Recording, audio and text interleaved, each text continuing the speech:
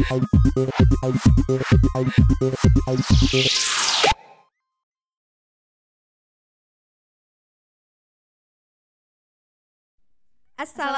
warahmatullahi wabarakatuh. Halo Salingers, jumpa lagi bersama kami.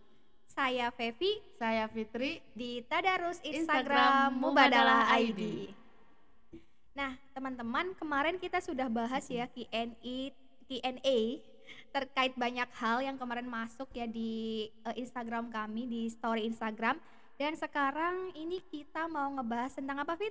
Tentang jilbabisasi. Ya. Oh ya, sebenarnya kenapa sih kita ngangkat tema ini? Apa alasannya ini? Apa ya? Sebenarnya alasan pertamanya karena kemarin konten ini ramai banget di Instagram Mubadalah ID. Ramai diperbincangkan, ramai di-share dan yang lainnya. Jadi kayaknya menarik nih kalau kita diskusikan lagi kayak gitu. Iya, betul ya. Dan ini kita 1 minggu kemarin itu kita punya konten khusus yang bentuknya tuh ala podcast gitu ya. Iya benar. Dan dari semua isu yang kita bahas, jilbabisme ini rame sekali gitu ya. Banyak pro kontra dan sebagainya gitu ya. Nah, ini kemarin berapa tuh yang like di akun kita itu? Kemarin aku lihat yang nonton itu sampai 6.700-an lah. Kalau yang nge-like itu sekitar 1.000 lebih. Dan yang komen hampir 131 dan itu aktif banget komentarnya. Ini diskusinya itu seru banget ngikutin itu. Betul sekali. Jadi kalau teman-teman pengen diskusi, bingung tempatnya di mana, langsung saja ke Instagram Mubadalah ID. Ini promosi. Bisa di kolom komentar atau di DM gitu. Iya, betul sekali. Oke, kita mulai dari apa nih Mbak Feb? Oh ya, ini kita ngebahas dulu nih terkait kontennya nih ya. Kan kemarin itu memang sebenarnya kalau semua konten di Mubadalah ID itu based on-nya artikel di Mubadalah, yang dimana artikel itu ditulis oleh para kontributor. Nah, kebetulan di konten ini penulisnya adalah Mbak Sulma Samhati ya. Nanti di akhir kita telepon. Iya, nanti kita akan hubungi nih. Kenapa kok dia nulis ini gitu kan, apa latar belakangnya dan apa responnya dia terkait konten yang ramai ini. Oke. Terus ini gimana menurut kamu, jilbab itu gimana sih, Fit? Kalau menurut aku ini terlepas dari hukum ya, karena betul. itu butuh diskusi panjang kalau soal hukum. Kalau menurut aku jilbab itu ya pilihan gitu. Jadi siapapun bisa memilih untuk memakai atau tidak. Kalau menurut aku ya, karena menurut aku jilbab itu bagi aku soal kenyamanan sih gitu, soal pakaian kenyamanan, dan aku nyaman pakai jilbab dan aku memilih untuk pakai jilbab gitu. Iya, betul sekali. Terlepas kalau teman-teman yang lain nggak pakai, aku tidak apa ya, tidak menjudge gitu, tidak kamu kok nggak pakai, harusnya kan pakai kayak gitu. Jadi aku lebih memilih ya udah masing-masing aja pilihan itu. Ya, gitu. itu berarti secara ininya ya, secara personalnya ya, belum hukum ya belum gitu hukum, ya teman-teman. Cuman kalau ini di kolom komentar ini pembahasannya terkait hukum ya pasti. Banyak sekali gitu kan, apalagi memang kalau kita lihat itu tafsir atau penafsiran terhadap surat yang terkait ini ya, ayat jilbab itu kan juga banyak. Sebenarnya diskursusnya itu sudah lama ya, sebenarnya dari zaman dahulu gitu kan. Ikhtilafnya juga udah ada gitu, dan sampai sekarang masih berlanjut gitu ya. Dan kalau saya tanya nih, Fitri kapan mulai pakai jilbab? Aku sejak SD kayaknya, karena sekolahku di madrasah. Oh gitu, itu, karena ya. sekolahnya di madrasah. Karena sekolahnya di madrasah gitu. Oh, jangan-jangan pas itu semua anak madrasah harus pakai jilbab atau gimana? Salah satu peraturannya itu harus pakai jilbab gitu kalau di madrasah. Dan menurut aku sendiri sampai sekarang karena mungkin terbiasa dan nyaman gitu, nyaman pakai kerudung dan pakai kerudung sampai sekarang, pakai jilbab. Tapi ada juga beberapa teman-teman madrasahku yang kayaknya setelah SMP SMA mereka nggak pakai jilbab karena satu, sekolahnya mungkin nggak mewajibkan ya untuk memakai jilbab, lalu mereka juga nggak nyaman untuk pakai jilbab ya, dan itu okay aja menurutku, nggak apa-apa gitu. Kalau secara pertemanan gitu, secara sosial menurutku nggak bermasalah. Iya, kayak betul, gitu. Ya walaupun di kolom komentar aku juga lihat banyak yang cerita soal pengalamannya gitu. Ada yang mereka pakai jilbab memang nyaman, ada yang mungkin ini yang kita nggak terlalu ini ya. Ada juga yang pakai jilbab itu mereka dipaksa gitu.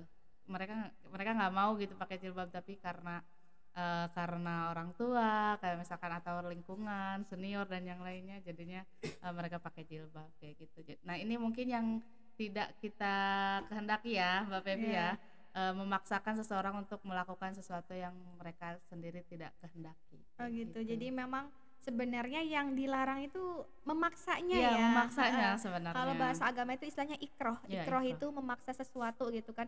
Bahkan dalam beragama pun kan kita nggak bisa lah ikroh hafidin gitu. Nggak ada paksaan dalam beragama gitu ya. Mau dia mau agama apapun ya, selama kita nggak memaksa dia dan kita nggak menjustifikasi dia, it's okay sebenarnya. Sebenarnya gitu ya. Itu. Iya. Terlepas dari perdebatan hukum wajib kah, sunnah kah dan yang lainnya, itu kembali lagi ke keyakinan masing-masing gitu. Tapi ketika memilih untuk untuk memaksa, menurutku ini itu yang tidak kita tidak kita kehendaki gitu. Soalnya kemarin juga di Instastory aku lempar satu pertanyaan, kalau memang benar itu jilbab ini misalnya hukumnya wajib atau apa, lalu bagaimana, boleh nggak sih kita memaksa orang lain? Nah ada beberapa yang justru menjawabnya boleh dong gitu kan, boleh itu maksa. Syariat Islam gitu, itu kan gitu. Wajib gitu, itu kan harus diperjuangkan kayak gitu. Iya betul sekali. Memang jadi bahasan jilbab aurat itu sampai sekarang masih terjadi dan masih ramai, karena memang dari awal itu memang ayat itu penafsirannya banyak, pendapatnya juga banyak gitu kan, yang akhirnya yang milih wajib banget dan harus wajib ya ada yang memilih pendapat yang lebih lebih toleran juga ada gitu kan ya. Dan sebenarnya pilihan itu mungkin tadi ya, kalau konteksnya dakwah itu memang ya pro kontra, ada yang kalau dakwah tuh yang tegas itu jawabnya boleh atau enggak. Kadang memang sekarang banyak ya orang-orang pengennya yang jelas gitu ya, nggak pengen di PHP-in gitu. Yang diperjelas kayak hubungan itu. Kayak hubungan aja gitu. Iya, emang kadang seperti itu. Padahal ketika kita dikasih, kan setiap orang sebenarnya bisa ijtihad ya. Namanya ijtihad itu kalau benar pahalanya 2, kalau salah pahalanya 1 katanya ya. Jadi sebenarnya kalau mana yang benar gitu, ya tunggu aja nanti di akhirat siapa yang masuk surga kayak gitu ya. Itu kalau bahasanya kita guyonnya gitu ya, humornya gitu. Jadi memang intinya adalah perbedaan pandangan terkait agama itu sebenarnya udah sering terjadi udah biasa terjadi gitu iya gitu kan ya. Yang penting itu ketika kita berpendapat sesuatu memang sudah tahu argumennya apa dan konsekuensinya juga apa, dan standarnya juga tahu dari mana gitu, nggak harus, dan jangan menyalahkan pendapat orang lain kayak gitu. Karena lucu juga, aku baca-baca di kolom komentar itu Mbak, ada juga kayak dia merasa kayaknya sering dipaksa gitu, ngikutin harus pakai jilbab, harus begini, makanya aku keluar dari Islam kayak gitu. Gitu. Ada yang cerita begitu. Ada juga yang teman-teman bercerita bahwa di kampusnya dia itu sering ditegur oleh seniornya yang pakai jilbab gitu. Kamu harus pakai jilbabnya.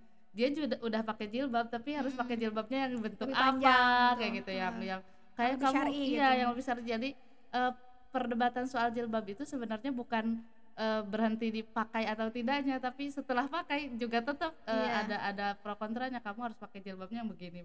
Padahal aku sama Mbak Pevi aja beda gitu, pakai jilbabnya beda dan kita nggak saling menyalahkan gitu. Nah itu kan soal kenyamanan ya, gitu. Soal kita punya jilbab yang seperti apa juga kayak gitu. Iya betul. Menurutku itu. Dan memang saya pernah kayak ngelihat gitu, ada konten infografis gitu kan, dari mulai jilbab yang kelihatan sampai yang tertutup gitu, dan itu dibedakan seakan-akan kalau semakin tertutup itu semakin baik dan semakin solihah gitu ya. Semakin meyakinkan masuk surga. Iya. Oke. HP teleponku mau bunyi. Dari meme berarti dari infografis berarti. Aku ini dulu. Oke. Udah mulai? Ya, jadi seakan-akan gini, kalau misalkan semakin tertutup itu semakin solihah, semakin baik gitu ya. Dan semakin terbuka dianggapnya tidak baik gitu. Itu sebenarnya anggapan-anggapan itulah yang keliru ya gitu. Karena sebenarnya kita nggak boleh gitu kan melihat orang dari fisiknya aja, dari luarannya aja gitu kan. jilbab itu memang sih kita juga nggak bisa bilang ketika orang berjilbab panjang nggak baik juga, enggak gitu kan. Hanya saja tadi ketika yang lebih terbuka bukan berarti dia atau kita yang lebih tertutup bukan berarti yang terbuka itu nggak baik gitu, ataupun kita merasa yang paling baik juga nggak bisa. Jadi seperti itu ya, kita nggak bisa gitu kan menilai sesuatu dari luarannya. Semakin panjang hijab dia semakin baik, ataupun semakin terbuka dia tidak baik, juga nggak bisa seperti itu ya. Atau kita merasa jilbab aku udah panjang berarti aku yang lebih baik dibandingkan yang lain, nggak boleh ya. Perasaan-perasaan seperti itu nanti akan mewujudkan ini ujub ya, kesombongan ya. Gitu kan ya, kesombongan diri itu. Padahal belum tentu nanti gitu kan, betul. siapa yang paling baik di hadapan Tuhan kan kita nggak ada yang tahu. Bahkan kalau kita tahu cerita yang pelacur yang memberi minum gitu kan ya, itu kan sebenarnya nilai sesuatu kan dari keikhlasan dia dan bagaimana Tuhan menerima amal ibadah kita gitu ya. Sebenarnya kenapa kita nggak boleh menjustifikasi orang tuh seperti itu. Begitupun kalau konteksnya, kalau saya baca nih dari tulisannya Mbak Sulma ini, memang konteksnya adalah terkait pemaksaannya sebenarnya. Iya, jilbabisasi ya. Istilahnya jilbabisasi itu kan intinya memaksakan seseorang untuk berjilbab secara paksa gitu kan ya. Sebenarnya menganjurkan orang berjilbab itu baik sebenarnya, baik gitu kan. Tapi alangkah baiknya itu ketika kita mengajak orang berjilbab itu bukan lantas doktrinnya surga neraka gitu ya. Harus dikasih, misal diajak yang ini loh biar apa atau gimana seperti itu. Jadi menyampaikan sesuatu yang baik dengan cara yang baik kayak betul gitu. Sekali. Mungkin itu salah satu nilai yang Mbak Sulma mau sampaikan di tulisan itu. Iya. Gitu. Mengajak sesuatu dengan cara yang baik ya, bukan dengan paksaan. Apalagi kemudian misal kamu nggak berjilbab nanti kamu akan masuk ini gitu, masuk jurang. Itu contoh ya. Karena aku juga meyakini salah satu prinsip Buya Husein ya, bahwa pemaksaan itu tidak akan melahirkan keimanan gitu. Pemaksaan itu tidak akan melahirkan kebaikan gitu. Mungkin iya diikuti, tapi bisa jadi justru diikuti itu justru karena merasa terpaksa, takut dan tidak melahirkan kenyamanan dan keimanan kayak gitu. Oke. Kayaknya itu. Ya. Dan ini teman-teman, karena ini ditulis oleh kontributor, maka sebenarnya kita pengen banget ya di konten kali ini menghubungi penulisnya biar teman-teman juga bisa langsung dengar suaranya gitu. Nanti kita akan tanya ya, apa sih latar belakang dan alasan Mbak Sulma ini menulis tentang jilbabisasi ini. Mungkin bisa jadi ada keresahan tersendiri kayak gitu. Karena biasanya kontributor itu kan menulis berdasarkan realita ataupun pengalaman pribadinya seperti itu. Nanti kita juga akan tanya apa nih responnya beliau ketika kontennya sudah ramai kayak gini gitu. Mungkin sebenarnya beliau nggak nyangka gitu apa konten ini akan seramai ini, dan nanti kita lihat responnya akan seperti apa. Oke, mungkin sekarang langsung aja kita telepon ya Mbak Sulmanya. Semoga dia berkenan untuk menemani kita di Tadarus Instagram seri kedua. Halo Mbak Sulma, ini kami dari Mubadalah ID. Ini kita admin media Mubadalah ID yang Instagram ini mau edit konten kemarin yang rame. Jadi kebetulan karena penulisnya adalah Mbak Sulma, jadi kita tanya langsung sama Mbak Sulma terkait latar belakang dan alasan mengapa menulis tema ini. Latar belakang saya menulis isu jilbabisasi digawangi oleh kasus pewajiban jilbab bagi siswi SMK Negeri 2 Padang beberapa waktu yang lalu. Jilbabisasi atau pemaksaan jilbab dengan dalih melindungi dan melestarikan budaya kearifan lokal masyarakat, menurut saya merupakan sebuah kedok pembenaran atas sikap intoleran pemangku kebijakan dan ekstremisme agama yang dianutnya. Selain itu, setelah menjadi pemaksaan jilbab atau jilbabisasi, mereka yang telah berjilbab dinyatakan telah berhijrah sehingga mendapatkan predikat sholihah dari masyarakat.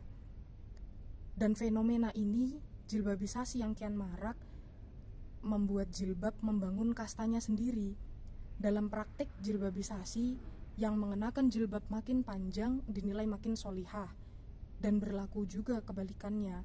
Sehingga dari jilbabisasi atau pemaksaan jilbab kini melahirkan sebuah tren baru ada jilbab syar'i dan tidak syar'i, yang awalnya berarti aturan yang ditetapkan oleh Tuhan untuk hambanya, kini menjadi aturan yang ditetapkan oleh manusia untuk manusia lainnya. Inilah yang membuat saya mengatakan hal ini sebagai ekstremisme berbalut agama. Ini ternyata kan kontennya rame nih Mbak di media sosial gitu, terutama di Instagram, dan banyak sekali orang yang komentar pro kontra terkait hukum. Karena memang kita sudah tahu ya kalau udah bahas tentang jilbab, hijab dan sebagainya masih rame gitu. Dari dulu sampai sekarang masih berlanjut ya diskusinya ini. Bagaimana responnya Mbak Sulma terkait ini? Yang kemudian ramai dibicarakan di Instagram, menurut saya tidak apa-apa. Bukankah kebebasan berpendapat itu dilindungi? Tapi ada satu yang saya garis bawahi, bukan tentang jilbabnya, bukan, sekali lagi bukan karena jilbabnya, tapi di sini jilbabisasi atau pengharusan pengenaan jilbab, seakan-akan membuat jilbab itu sebuah keharusan bagi setiap perempuan. Ini yang tidak saya sepakati. Bagaimana mungkin kita memaksakan perempuan untuk berjilbab? Memaksa ya, di sini kata tekannya itu di kata memaksa. Bukankah tidak ada paksaan dalam agama? Jika agama saja tidak ada paksaan, mengapa perkara jilbab harus dipaksakan atas nama agama? Jadi untuk yang berjilbab dan nyaman berjilbab, silahkan, tidak apa-apa. Tapi bukan berarti kita menganggap yang tidak berjilbab itu tidak layak dihargai. Jadi yang berjilbab baik, yang tidak berjilbab kita juga menghargai keputusan mereka, dan itu baik juga bagi mereka. Oke. Ya, terima kasih Salingers. Ini kita di episode yang kedua. Semoga episodenya langgeng ya. Iya, di episode kedua udah ngobrolin yang berat-berat. Iya. Ngobrolin soal jilbab, tapi sebenarnya isu ini kalau kita ngobrolinnya santai sebenarnya nggak terlalu kaku ya teman-teman ya. Jadi santai aja. Jika teman-teman masih mau DM atau apapun, bisa silahkan kirim ke kita pertanyaan-pertanyaan soal jilbab kayak gitu sih. Ya, jadi kita memang sengaja kalau konten kita tuh bukan terkait hukum-hukum yang panjang ya. Nanti akan ada konten khusus tersendiri yang menjawab pertanyaan-pertanyaan hukum dan Oke teman-teman. Ya. Kalau ada komentar terkait video ini silakan langsung di kolom komentar, dan jangan lupa untuk like, comment, share and subscribe. Oke, sampai jumpa di episode selanjutnya. Wassalamualaikum warahmatullahi wabarakatuh.